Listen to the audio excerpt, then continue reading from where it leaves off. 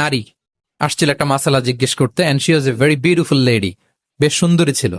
তো এসে রাসূল সাল্লাল্লাহু আলাইহি ওয়াসাল্লামকে যখন প্রশ্ন করতেছে, ফদল ইবনে আব্বাস নারীর দিকে তাকায় আছে, এবং ওই নারীও ফদল ইবনে আব্বাসের দিকে তাকায় আছে। রাসূল সাল্লাল্লাহু আলাইহি ওয়াসাল্লাম উত্তরও দিচ্ছেন, আবার খেয়াল করতেছেন যে চোখাচোখি হয়ে যাচ্ছে।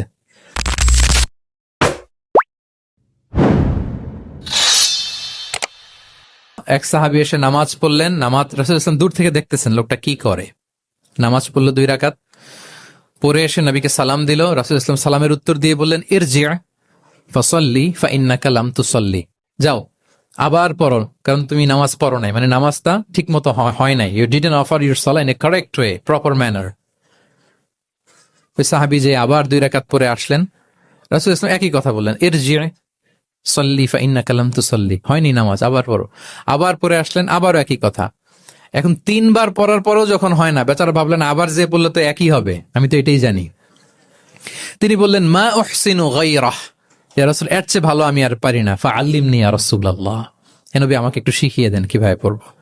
রাসূল সাল্লাল্লাহু আলাইহি ওয়াসাল্লাম বললেন, যখন নামাজে দাঁড়াবে, আল্লাহু আকবার বলে দাঁড়াবে, এরপর কোরআন থেকে যা সহজ লাগে পড়বে, তাড়াহুড়ো করবে না। কি করবে না?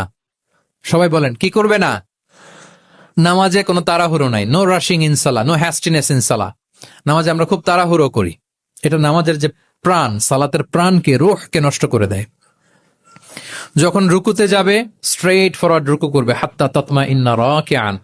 রাসূল সাল্লাল্লাহু আলাইহি ওয়াসাল্লামের রুকুর পিঠটা ছিল একেবারে স্ট্রেইট, এই টেবিলটা যেরকম স্ট্রেইট, এরকম স্ট্রেইট।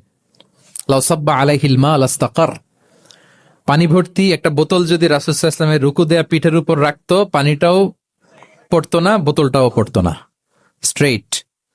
এরকম উদাহরণ দিয়ে সাহাবারা বলতেন যে এত স্ট্রেইট রুকুর পিঠ যে পানি ভর্তি গ্লাস রাখলে পানিটাও কাঁপবে না, বোতলটাও পড়বে না। রাসূল সাল্লাল্লাহু আলাইহি ওয়াসাল্লাম বলতেন, সবচেয়ে বড় চোর যারা নামাজে চুরি করে। সাহাবারা বললেন, এটা আবার কিভাবে? তিনি বললেন, লা ইউতিম্মু রুকুআহু ওয়া সুজুদাহ, তারা নামাজের চোর যারা রুকু সেজদা ঠিক মতো করে না। তো বললেন যে রুকু থেকে আবার স্ট্রেট হয়ে দাঁড়াবে, যখন সিজদায় যাবে ইতমিনানের সাথে, উইথ রিল্যাক্সেশন। নামাজের মধ্যে কি থাকবে? রিল্যাক্সেশন থাকবে। কি থাকবে বলেন? হ্যাঁ, রিল্যাক্সেশন থাকবে। যখন বললেন যে এই 1 রাকাত যেমনি তোমাকে শিখালাম, সব নামাজ তুমি এইভাবে পড়বা, উইথ রিল্যাক্সেশন, নো রাশিং, তখন সাহাবী শিখে গেলেন। তাহলে এই যে অবজারভেশন এন্ড কারেকশন, দেখতেন হোয়াটস গোয়িং অন অ্যারাউন্ড, কি হচ্ছে, ভুল হলেই শুধরে দিতেন। হজের দিন উনি ওটের সামনে বসা, পেছনে ফদল ইবনে আব্বাস।